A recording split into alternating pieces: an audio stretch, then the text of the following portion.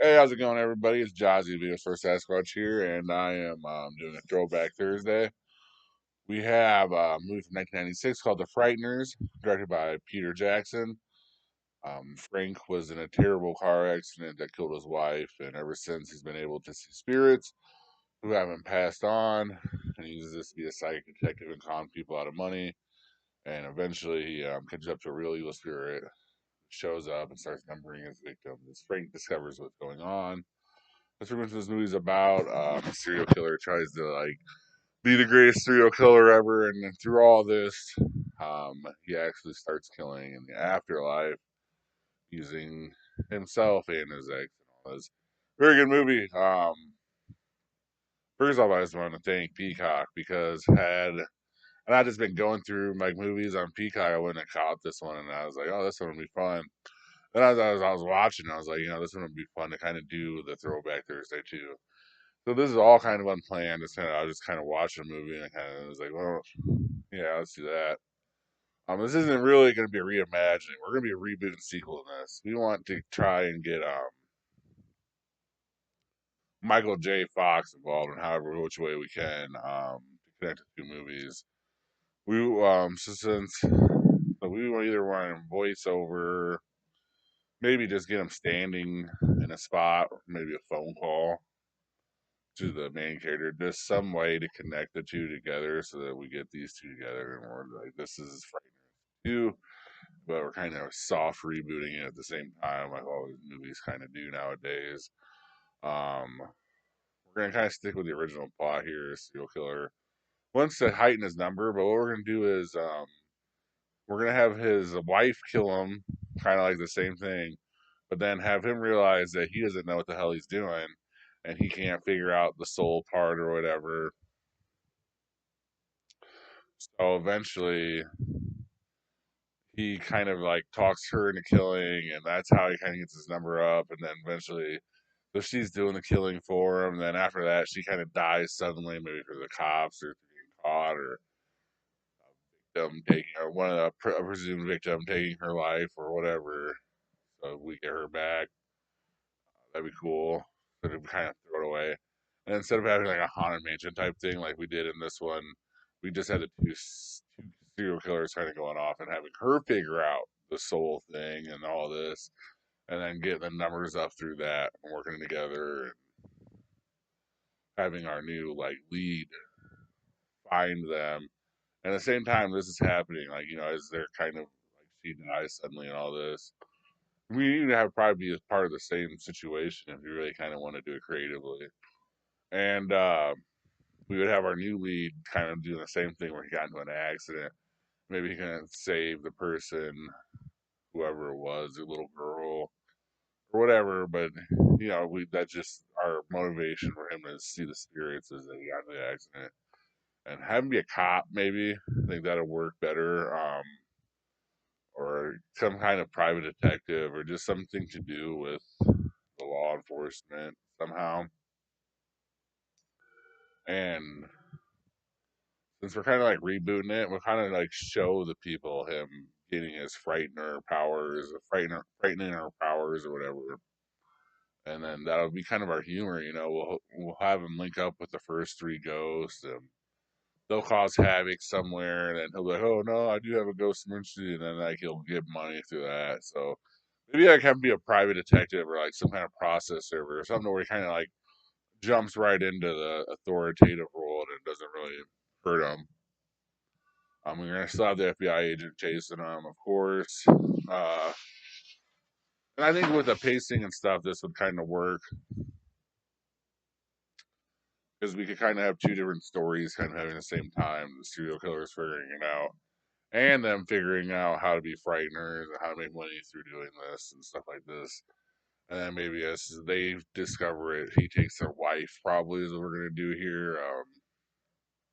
I was trying to age up the guy a little bit, but it would have been hard to find an actor and actress that would be funny. I think around this, so we're just gonna make it his wife. Kind of do a father daughter is what I was thinking, but we want a cop kind of in the prime and middle of his like career or detective, so we don't really want him too old. So I was looking. I swear I was looking. I just couldn't do it, but that's just what we're gonna do here. Here's our original cast. Michael J. Fox is Frank Bannister. Trini Alvarado is Lucy Linsky. Peter Dobson is Ray Linsky. Jeffrey Combs is Milton Dahmers. Jake Busey is Johnny Bartlett. Dee Wallace is Patricia Bradley. And John Aston plays the judge. Jim McBride plays Cyrus. Jim Fife plays Stewart. Troy Evans, Sheriff Perry. And Julianne McCarthy is Old Lady Bradley. So, like, our new characters aren't gonna have the same names at all, but I just want to kind of run through those original lists for you. There's a lot of big names involved with this when you think about it. Michael J. Fox, uh, Shy McBride. I mean, you argue it's kind of like Jake Busey is kind of the weird oddball here. Like, he was supposed to be a lot more famous as his dad, and he just kind of never hit it. Jeffrey Combs, he's seen a lot of movies. Peter Jackson did directed the original one, so a lot of good names involved with this. So I think that had we had more Michael J. Fox movies, this would have probably eventually got a sequel. Like, especially like the way we are today, where Ghostbusters stuff like this, kind of a little hidden gem. So here is our new kind of cast, and I'll kind of explain where they work, how they're gonna work. I'm gonna start with Jonah Hill. He's gonna be our new lead, our new like good guy protagonist. I think he'd be funny to do it. He's good at self-deprecating humor, sarcastic humor. I think even if he was a little over the top at work, it'd be funny. Just to kind of hear some more of the people that were get involved with this. I think we would want it like kind of like a Guillermo del Toro uh, dark comedy. It's kind of like what we'd want from this. I believe like we'd kind of want it like a little bit more like a Tim Burton brainchild or something like where the characters are kind of out there, the colors are kind of opaque and they're kind of gray, but they're still bright and they're still prominent, and then just the ghosts would be gaudied up. So that's just what we're gonna try and hear. Michael Shannon will be our new serial killer. I think if you've seen him in a couple of his funnier roles, like lighter humor roles, you kind of understand why we would have him. He'd be more serious, but I think that his seriousness and scariness would like work because we do kind of want to keep it dark. We do kind of want to keep it serious, and I did say Guillermo del Toro, who would work more with Guillermo del Toro movie than Michael Shannon. So that's right back that, and then his wife here, the new serial killer, would be Aubrey Plaza. Like thinking about it, I was thinking about it. I just kind of overthought it. And I was like, well, why don't we just have her just do this?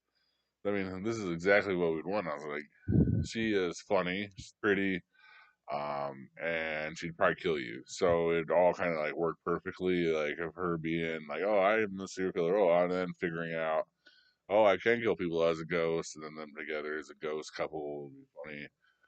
Um, yeah, that's why I'd say like we wouldn't need the straight humor from Michael Shannon because we would have Aubrey Plaza there to make her humor there. So we would have the humor from Aubrey Plaza. So that's where we would be. Allison Brie would be the wife. I think it's a universal movie, and a lot of these people are universal actors, and we kind of look at it, especially with Allison Brie, Aubrey Plaza, Jonah Hill, and the other guys that we're going to bring up later. Um, so I think this will all kind of work in the family here. She'd be a wife. She's really funny.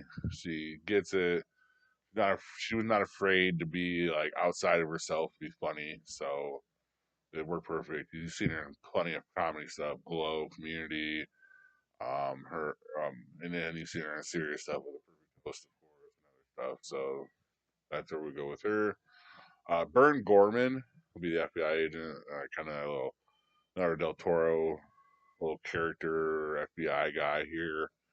I don't know if we'd play it just as over the top as Jeffrey Combs did in the original, but we definitely play it to a point to where we would know that he's supposed to be a quirky kind of character role. Just his like mannerisms and his, just the way he is, anyways, it just kind of lead to it. So all this is kind of come naturally. So that's where I'm at there. And then I think that the Ghost Crew is going to be Blake Anderson, Ab Devine, and Hunter. You have the chemistry there with those three. They're really funny people. The Universal brand, they're all there. And the big thing is they'd be really funny with Jonah Hill, and all that humor all kind of goes together, where they'd have that childish kind of bro, kind of different, funny kind of humor, stupid humor, and it would all work. I mean, you'd almost want them to be the workaholic characters if you could do it.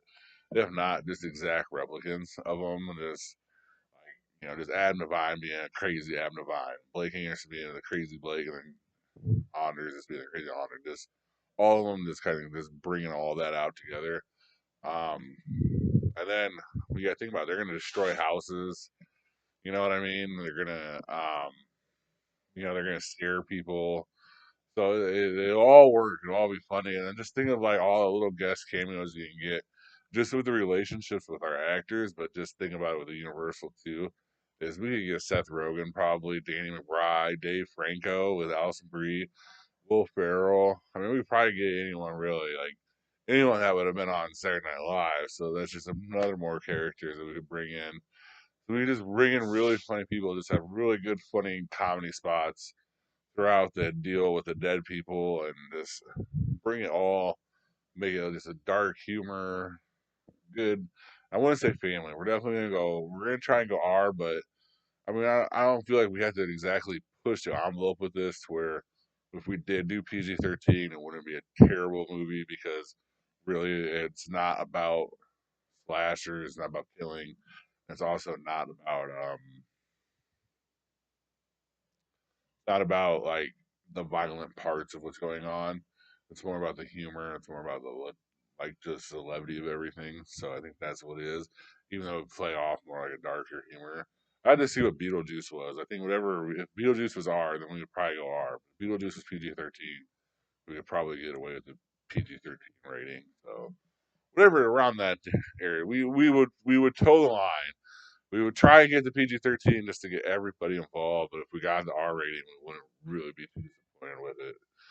I think it'd still be able to bring your family to this movie. If not, like our youngest members of the family, definitely your teenagers, stuff like this. This would just be it. So let me know what you think in the comments below. Please like, subscribe. Have a good rest of your day or night, and thank you very much for watching, guys. Thank you for watching. Please like and subscribe. Comment your top movie picks for Throwback Thursday in the comments section. And see you next time in the cave.